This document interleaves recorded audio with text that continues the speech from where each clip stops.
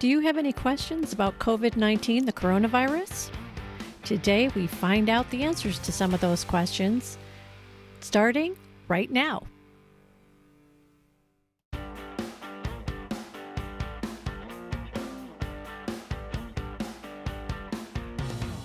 Welcome to the Weird and Wacky Planet's Nature Just Got Real podcast for kids. Join KB Carr, author of the Weird and Wacky Planet series, with Chuck Darwin, Tito, and Captain Jack, as they bring you the real skinny on what's really going on in the natural world. And now, here's your host, KB Carr. So today's show is a little bit different than our normal show. Usually we have Ask the Captain and the Word of the Week and the Weird and Wacky Creature feature, but we're not going to have that on this show because you guys had a lot of questions about the coronavirus. So I found an expert to answer them for you, and he generously stayed. So that interview is like 45 minutes long. But I didn't think we could cut any of it because those were some important questions. So today we have retired Rear Admiral Dr. James Galloway, who was the former assistant to the U.S. Surgeon General under the Bush and Obama administration. So there's a lot of letters and a lot of titles to his name. He's also a pandemic expert. So he's going to take your questions. So enjoy this interview. Starting now. Hi, this is KB Carr, author of the Weird and Wacky Planet series. And today I am so excited because I'm interviewing Dr. Jim Galloway. And he's a lot of stuff. So I'm going to actually let him tell you what all that stuff is. But we are going to talk about the coronavirus today. We're going to answer kids' questions about the coronavirus. So I'm really excited to have my guest here today. Hi, Dr. Jim. Hi there. It's a pleasure to be here. Good to see you. It's good to see you too. So I'm gonna say that you have a lot of titles and letters after your name, and I want you to tell us all about yourself and what does all that mean. Well, let's see. If you look at my titles, they're like anything else, they're stuffy titles. But the most important thing that comes after my name is the MD, which essentially is a doctor of medicine. It just means I went through school. I went and I passed my tests, and I got certified as a doctor, and then I went through training, and then I have some other letters after my name too that mean that I'm highly qualified in certain areas, like in adult medicine and cardiology and those kinds of things. But that's what all that means. So it just mostly means I took a bunch of tests, I studied a lot, and I passed them all. So we're good. Good for you. I'm a doc. I've worked in many areas across the country, primarily in underserved areas like Indian reservations and those kind of places. And then I was asked to work in the government under both President Bush and President Obama. And in that realm, I was in what they call an assistant surgeon general. You know, the surgeon general you may have seen on TV recently. Well, I was one of the assistant surgeon generals, and that's what I did. And one of the things that I did was to work as a leader on pandemics, on some of the things we're talking about today. So I've studied that a good bit as well. So that's kind of my titles and where I've been and what I've been doing. But most of all, the most important thing is trying to make sure that we can help the folks who need help right now, that we can reach out and realize that we're all in this together, that in fact, we're all pretty scared, we're all pretty nervous, but there's things we can do individually, and there's things we can do as families, and there's things we can do as friends to get through this and to realize that it may not be as bad as we worry about. And that's some of the questions we're going to ask you coming up, and those are the types of things kids want to know. But you left something out of your title. You're also a Rear Admiral. So what does that What does that mean? Well,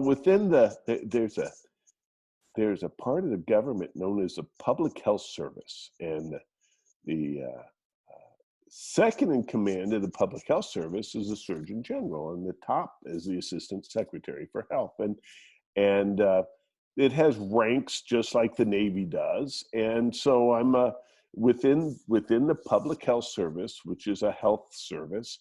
I'm a Rear Admiral, which means I'm a one-star admiral. I'm retired now, but I was a one-star admiral anyway. That's all that means. Cool. So it's another thing that but it's cool. Yeah, you can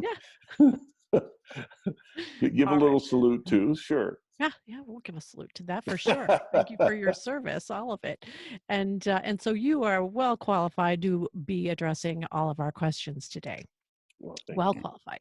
Thank you. So what is COVID-19 exactly, and what are the symptoms associated with it? Well, the COVID-19 is the illness that comes from this new called a novel coronavirus. And excuse me, I got a dog here trying to get in on screen. Right there we are. Say hi. And what's the dog's name? Tell us the dog's name. This is Maui. Maui. We got her when we were in Hawaii, and so her name is Maui. Aw, she's a golden retriever, and she's one of my best friends. Aw. Nope, Jack, you're missing this. She's sleeping. Jack's sleeping. She's taking a nap, so she may sleep through this whole thing. You're missing it. Well, thank you for being with us, Maui. Oh, yeah, she's very happy, especially if she gets a treat. So, back to the question.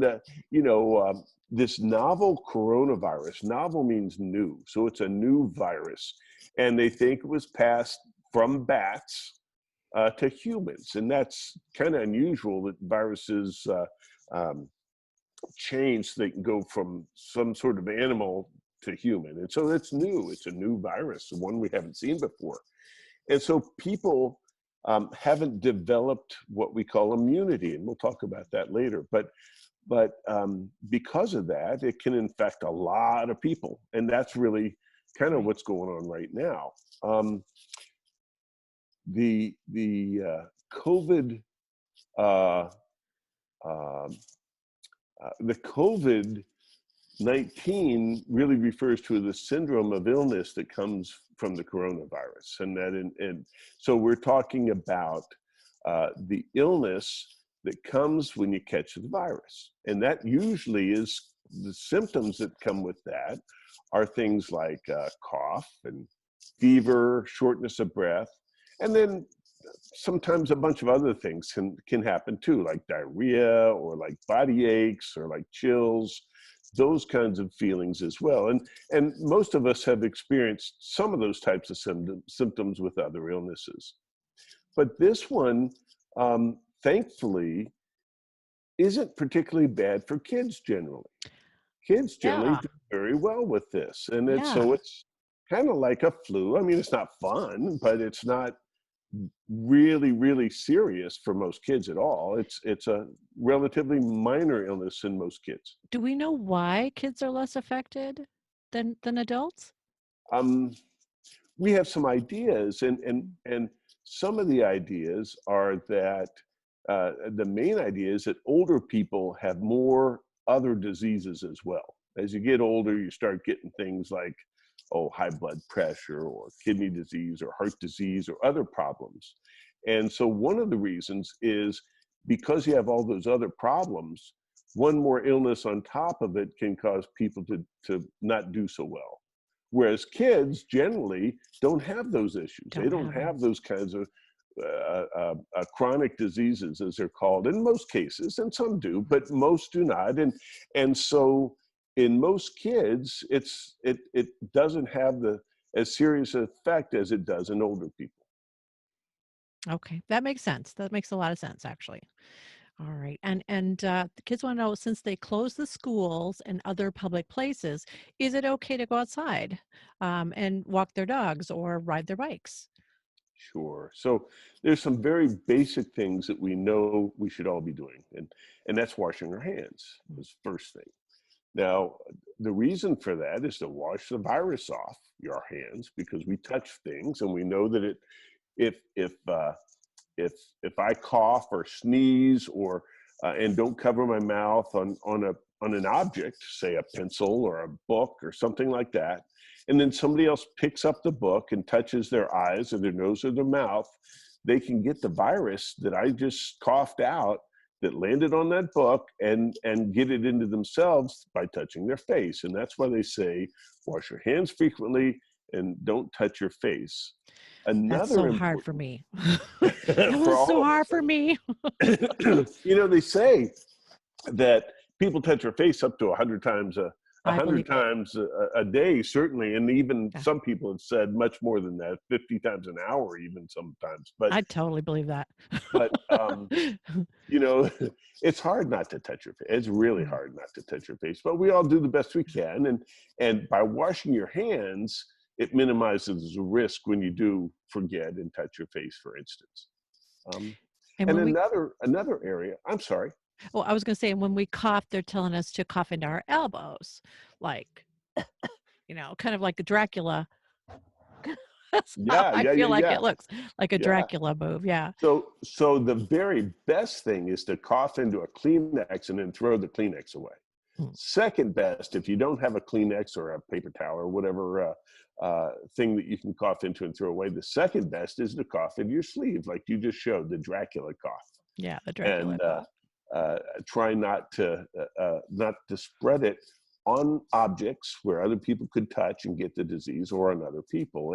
And that's one of the third recommendation is that we stay 6 feet or more away from other people.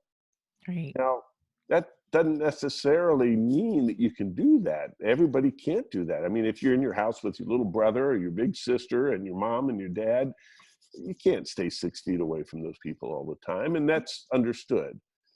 What we're really talking about here is when you go out. When you go out, when you go outside of your household. Oh, there. Someone has joined us. Good. And we'll get back to my thing, but tell us about your puppy. Oh, this is Jack. Oh my gosh, what a story this is. This is Jack. Jack is a mix between a Maltese and a poodle. So she's she's a mutt. But they call those, what do they call those? I forget what they call Maltipoos. Yeah, Maltipoo. There you go. All right. My son found her on the street. We didn't know she was white because she wasn't at the time. Her name is Captain Jack because she had big long dreadlocks hanging from her, big long gray-brown dreadlocks. So she looked like a pirate. Wow, very good. We didn't know she was a girl. And you named her Jack. And we named her Jack. It just stuck. Right, there you go. It just stuck. Good. Very good. Oh, sweet doggy. She's a sweet girl. All right. So it's okay to go out and ride your bike as long as you're not, in a group with your friends. You're just kind of riding up and down the street, and you're still practicing social distancing. So you're still doing that. Right. So the social distancing that Carrie spoke of is really the idea of staying 6 feet away from other people, particularly those people not so much in your household, and that's really important. The other really important part is making sure that you keep your activity up. I mean, if you're able to get out of the house and able to go to the park, by all means, get out and ride your bike and do fun things. But don't do things that require you to be close to other people. So going out on your own or with parents or with your family to enjoy the fresh air and to get some exercise and some activity is really a good thing. And we should all try and do that. Get activity and exercise at least once a day if we can, and whether that's inside the house or outside the house. But the important thing is that we've got to keep ourselves healthy, and part of that is making sure that we keep active. Agreed. And I have to take Jack out several times a day. We live in a small apartment, and we don't have any choices there. So we do Yeah. have to go out, and we're just careful when we see other people to keep our distance. We wave and shout a little bit, and Right. that's okay. That's okay. All right. And so we've talked a little bit about what kids can do to protect themselves and their families by the hand washing and social distancing. Um, Another question kids have is about masks. Yeah. One of the questions was, I'm seeing people on the news wearing masks. Do I have to wear a mask in my backyard? And why am I not supposed to touch my face? We kind of covered that a little bit. And because they're worried that they might be itchy. So if you're wearing an itchy mask.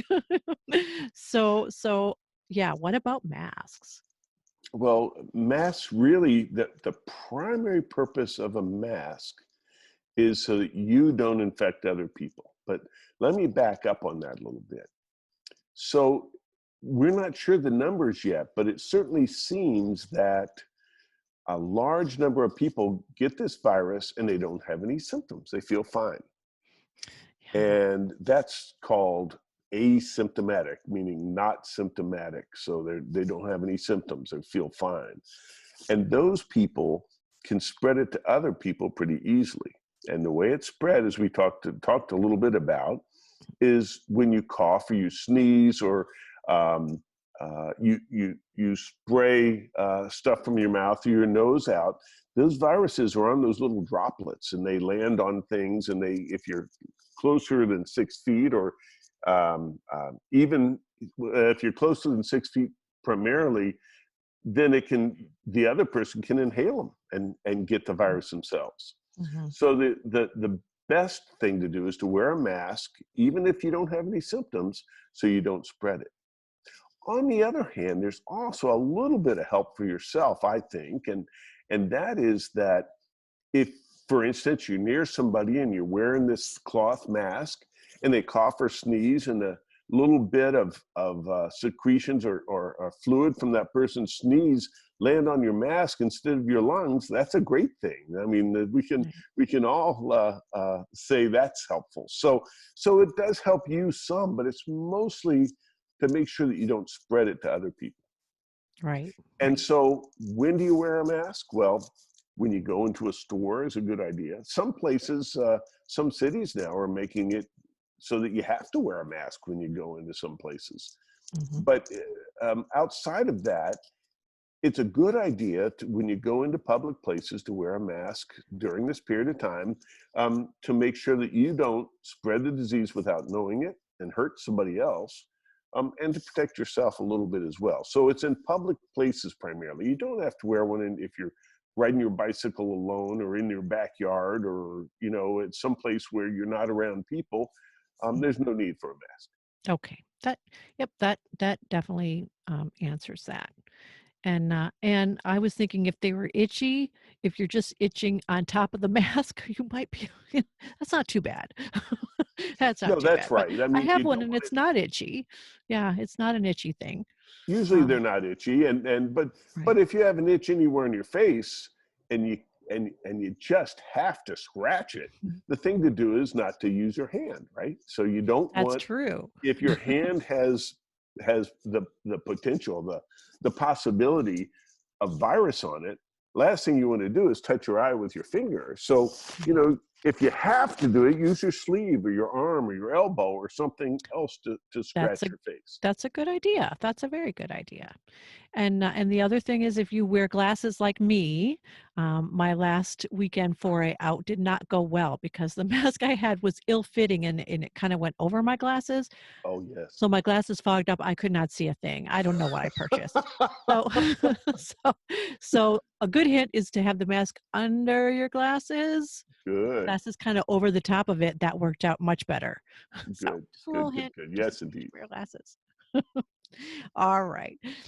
Here was another good question. They wanted to know, should I take hand sanitizer with me when I go outside, or should I just wear gloves all the time when I'm out?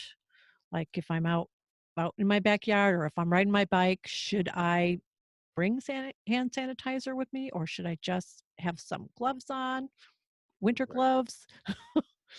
Well, so hand sanitizer being with you is always a good idea. I carry some. And so that if I touch something that I'm not sure about and I'm not anywhere close to where I can wash my hands, I use a hand sanitizer. On the other hand, gloves are a little bit of a problem in that the idea is that you don't want to transmit the virus with your hands. So if you wear gloves and you touch things and you touch your eye, it's the same as if you had your just your hands, as if you don't have any gloves. So gloves don't particularly help just by wearing them. The idea is if you're going to be touching something that might be infected or might be contaminated with the virus, you can use gloves, and then you take them off carefully, not touching the outside, but touching underneath, touching the gloves from underside and throwing them away, and then still washing your hands. But the idea is that you can use gloves in that manner to be helpful. But most of the time, just washing your hands and using hand sanitizer and using good common sense are all that you really need to do. Gloves can be helpful in certain situations, but you have to remember that the gloves themselves don't protect you. It's how you use them that's helpful. All right. And I have to tell you, it is super hard to open those plastic produce bags at the grocery store when you're wearing gloves. Guess how I know? Yeah. Indeed. I looked like an idiot. It's hard to do a lot of things. And it is. If you're wearing the gloves, you often feel like you're safe, you're protected. And so touching your glasses or touching other things happens more frequently, actually, because you're wearing the gloves, which isn't a good thing. That's probably very true. So, all right. And how long does the virus live on things like books and toys and sport equipment, like balls and things that kids would be playing with? Yeah, great question. So we know several things. We know that, for instance, on cardboard, which presumably, we don't know for sure, but presumably works with paper as well, would be somewhere along a day, 24 hours. Which is a long time. That's a long time. Yeah. And then on plastics or steel, it can last up to 3 days. Yeah, that's it. Way So what that time. means is that if you have, for instance, a ball, say you have an inflated ball in your backyard, you kick around sometimes. If it's been sitting out there in the backyard for 3 days or more, it's probably pretty safe. On the other hand, if it's been around people or it's been been touched by people or even your family or other people that might be contaminated, it's probably best to either wash it off with some alcohol or one of the wipes your folks have or in the house, or to let it sit for a few days until we're sure that the virus is no longer there. All right. Yeah, that makes sense.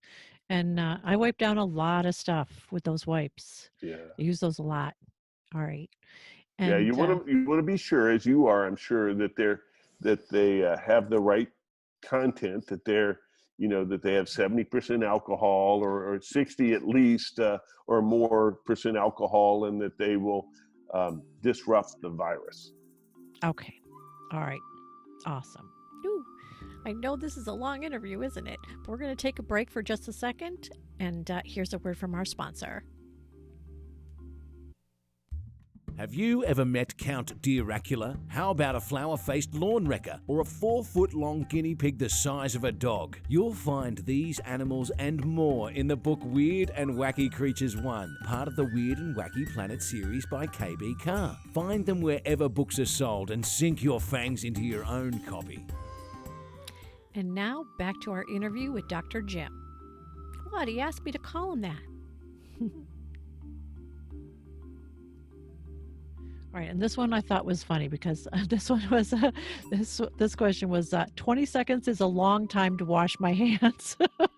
Do I have to move them around the whole time, or can I just stand there and count like this? That was pretty good. I It's a thought that was great question. Absolutely. yeah, because it is tempting to just sit there and just count it to 20. Yeah, 1001, 1002, yeah, 1003. it is. So what we know is it's the soap that disrupts the virus. It's not Oh. putting it under the water so much. You got to do that to get rid of the soap and things, but it's really the soap that's important. And so lathering your hands and getting that soap into all the little ridges and crevices of your hands is what the most important part is. So So unfortunately, we're we can't just moving put some on our hands and them. hold them up and wait 20 seconds. The idea is kind of rubbing and not forgetting the thumbs and in between the fingers and all those things. And the backs of your Yeah, hands too. absolutely. Yeah. Yeah. Yep. All right. That was good. That was a good question. Yeah. Because I could just see him It was. standing there, just like, 1001, 1002. Yeah. All right. And here was one that I thought was like a really, really good one as it pertains to me as well. Do I have to watch my eyeglasses all the time too? So I don't know about you. My glasses get dirty. I wipe them every day, but you know what? Didn't think I would need to be washing them as well. Yeah. So most things like that, and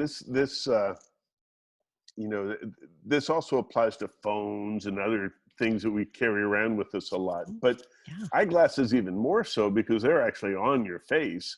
Is the Sure. importance of at least once a day, or probably even better twice a day, is wiping them down with an alcohol wipe and Yeah. keeping them clean.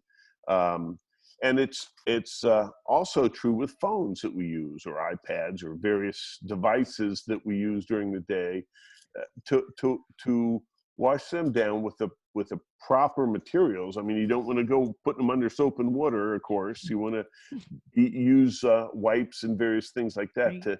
to kill the virus. So in case there's any on there, you don't spread it around. Yes, my phone is gross. So yeah, that's a very good one. And if you guys are on tablets or your I what are they? No, you got your little iPods. Do you still have Yeah, those? right. Yeah, I have one yeah. of those. Does everybody still have one?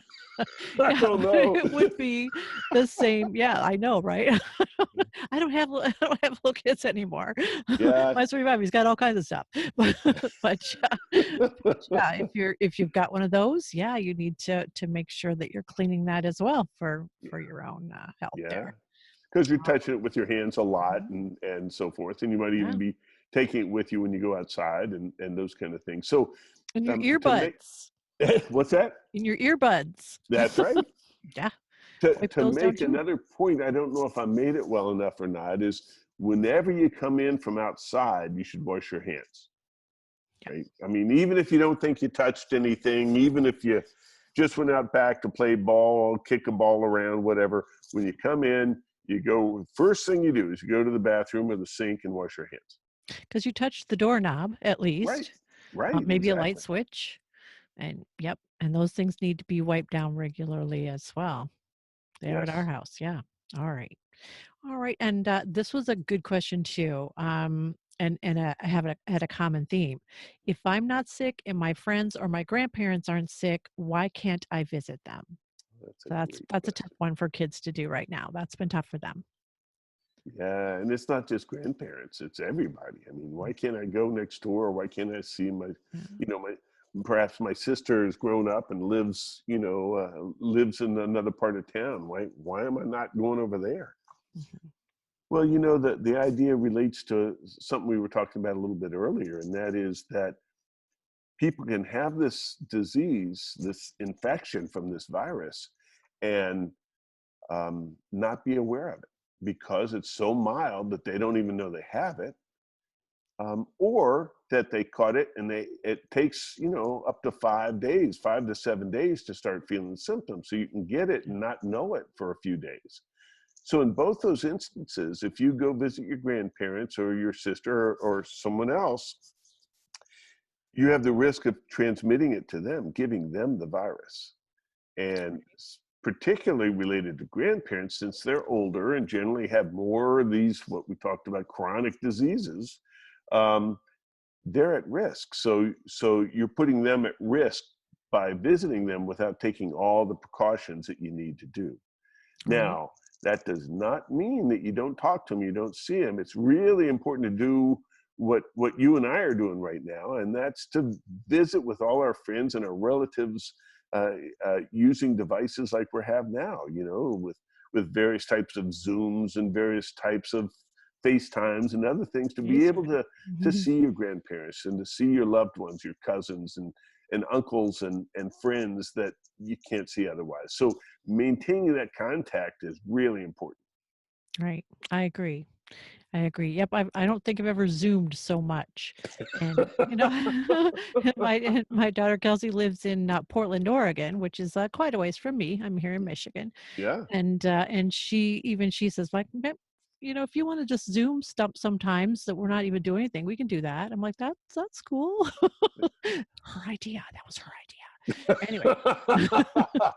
Yeah. Yes. In fact, my daughter lives in Portland as well. One of my daughters. There you go. So maybe they know each other. Who knows? Maybe. Who knows? All right. And all right. So another question is, do you think we will have to practice social distancing in the summertime too? There's been some talk about maybe the virus won't be as prevalent when the weather gets warmer. I I don't know that makes much sense, because then the countries where it's pretty hot would not be seeing a bunch of cases. Am I right? Good point. That's true. Would they just go outside and breathe in the hot air? Yeah. So what do you think summertime's kind of got to look like for us? Well, we're going to see, and in fact, just yesterday, the federal government started putting out some guidelines about relaxing some of the stringentness or the strictness of our social distancing in some areas. And I think even within this next month, we're going to see in some areas where there isn't much disease or it's died down pretty well, we're going to start seeing relaxation of some of these things so that people can go back to work and people can do the things that they used to do, including eventually going back to school and other activities, so that social distancing will be less, but it'll be in different parts of the country. It won't be the whole country as a whole. So in Des Moines, Iowa, maybe they go back to, at least the safer people go back to work and those kind of things. But in Washington, D.C., they don't. So right. it can be in various parts of the country, depending on what this virus is doing in various parts of the country and how many people are infected. Right. Good advice. All right. Yep. I mean, we don't know anything. This is completely new to everybody, so we're just going to have to see how things go. I'm a big believer in data. Y'all know that. so that data is probably going to be the thing that gives us our direction. Yeah. I want to underscore that. They call it testing, which there's a couple of different types of tests that are really important to us right now. And one is the test to see if you have the virus in you. That's a really important one, to see if you're infected. And the other one is to see if you have what's known as antibodies to it, meaning that you've had it and now your body has developed a resistance to it. And with the hope that means that we're immune, we can't catch it again.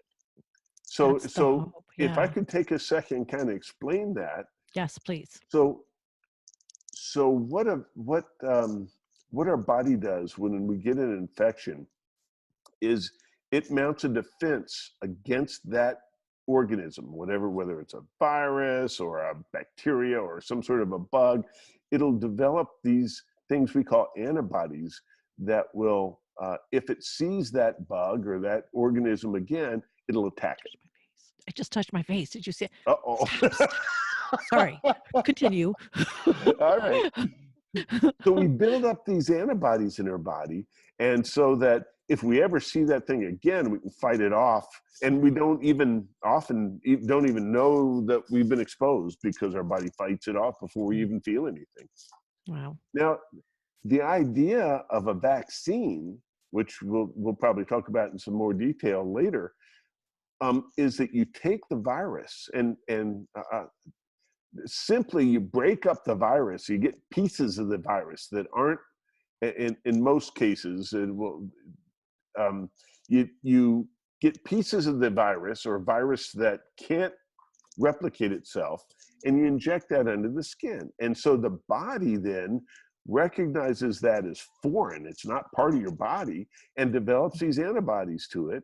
And so that when you're exposed to the virus, you don't get it. And that's called immunity. And that's why everybody's pushing so hard for these vaccines. Well, and that was one of the questions was that, that they'd heard on TV that they were trying to fast track a virus. So Right. what does that verbiage mean? What does that mean when they say fast track? A vaccine focuses in on the fact that once we have an effective vaccine, people who get the vaccine can't get the virus. So if we have a lot of these vaccine around, once we develop it, then we can put an end to all this basically and move on, because people who've gotten the vaccine, and if it's broadly enough throughout the population, we're not going to have problem with this virus anymore. Right. When they say they're fast tracking it, what that really means is they're working quickly to try and develop it. And so instead of it taking years, as it often does with people with 9 to 5 jobs or 8 to 5 jobs, and working on it on the Monday through Friday and taking the weekends off. What this means is people are working on this 24 hours a day, 7 days a week, trying to rapidly move to get this vaccine out, because it can save so many lives. So it doesn't make it, that process doesn't make it less safe. They're just spending way more time on it than they normally would to try to get it out there as quickly as possible. In general, that's true. They may, and this is up to the federal government, they may cut a few corners that don't really make it that don't make it less safe, but that speed up the regulatory process so you can get it out to people quicker. Okay. All right. That makes sense. All right. And here was one that I thought was probably something that we're all feeling, and somehow we just don't talk about it. But one of the questions was, what should I do if I feel anxious about COVID-19? And I thought, I think we all need an answer for that. Yeah, I think we all do. It's certainly not just something with kids, that's for sure. We're all feeling anxious. We're all feeling worried. We all have feelings that are pinned up inside, and along with us in our apartments and our houses, we're all concerned. And how does anybody deal with that? We're isolated in many senses. We don't have the opportunity to be with our friends, and as you talked about, grandparents or others. Excuse me. And we have higher levels of distress in general. So how do we deal with those things? Well, first of all, is take care of yourself. So make sure that you eat well. The stuff that mom always says, eat lots of fruits and veggies, cut back on the sweets and cut back on the meats, and eat lots of fruits and veggies to keep your body strong so you can fight this and other infections as well. Get enough sleep. And make sure that you sleep well, because we know that has a big impact on the immune system as well. So staying up till 4 a.m. playing video games and then having to get up at 7 or 10 in the morning, without enough sleep is really not a good idea, particularly now at this time. Little bit of that going on in my house. Okay. I'm not going to name names, but you know who you are. Right. There you go. You know who you are. Right. It's not me and Jack. Making sure that you get enough exercise, as we talked about. You keep active, even inside the house if you have to. And fourthly, and this is true for adults every bit as much as kids, is avoid using things like alcohol or drugs, because they can certainly impact your body in a way that makes it weaker and less able to fight the infection, as well as all the problems that alcohol and drugs can bring to your body alone without even dealing with the infection. Right. So those are the basics.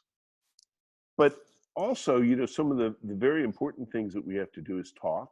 And that's why the Zoom idea that you had mentioned is such a good idea. See, I just touched my face too. It's very hard. I know, it's so hard. The Zoom and making sure we have ways to communicate and to share our feelings with other people is really important. And connect. Yeah. Other things are making sure we don't sit and watch the news all the time.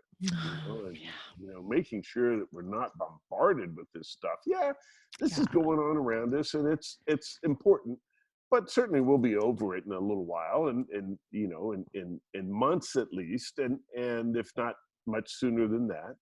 And we can't let it affect our outlook on life, because we're going to be back to normal before long, and things will be good.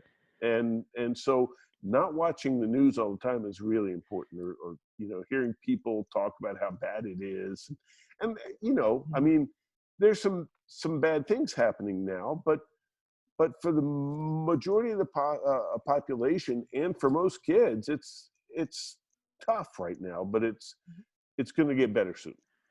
I just think of it as a big long break too. Yeah, that's right. That's right. When you're back in school and you're like, oh, I got to do math again, you might actually miss a little bit of this. Yeah, but, that's true. Maybe it's a little time out, and you can take some time to do some things that you always wanted to do some projects. Right. We're going to be talking about how to make a terrarium, a glow-in-the-dark terrarium at some point coming up in the future. We can do some things that maybe normally we don't have time for because we're too busy with our normal lives. Yeah. That's right. Exactly right. So that's that's an important point as well, is that we can look at this, several different ways, and always the best way is to look at the good things that are going on right now. It may be that, even though you might be arguing with your sister because you're so close, or even your parents, nevertheless, it gives you a time to have a closeness and a bond with your family that many families haven't had, because they've been far too busy with work and school and everything else. And talking about family, my daughter in Portland was just telling me yesterday that this has been a real a good thing for their family, because they've been able to bond.